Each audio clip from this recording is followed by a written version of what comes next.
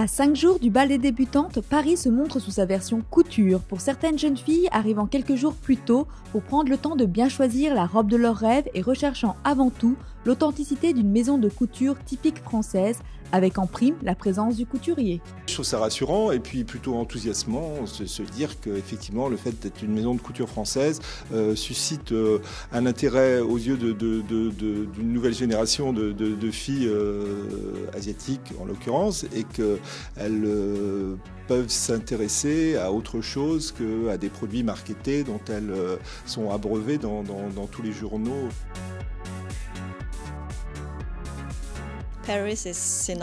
Paris symbolise la couture. Je pense que le monde entier reconnaît ce fait.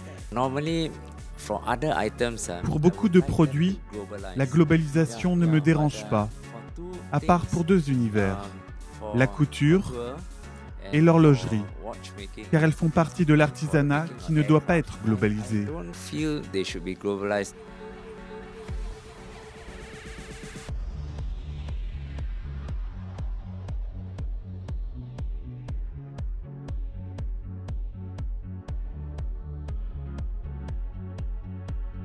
J'ai toujours pensé que le rayonnement de la couture est complètement international. Donc pour moi, il y a une certaine logique qu'une jeune fille comme Aya Tang, qui soit à la fois japonaise et américaine, soit attirée par justement l'image d'un couturier français.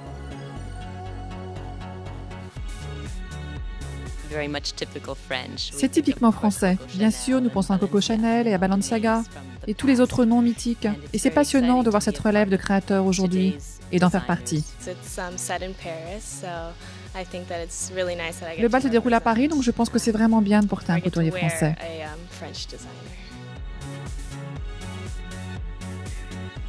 C'est très touchant de voir des jeunes filles, des très jeunes filles comme ça arriver dans le monde et trembler quelque part. Il y a une émotion et je trouve ça justement beau et humain.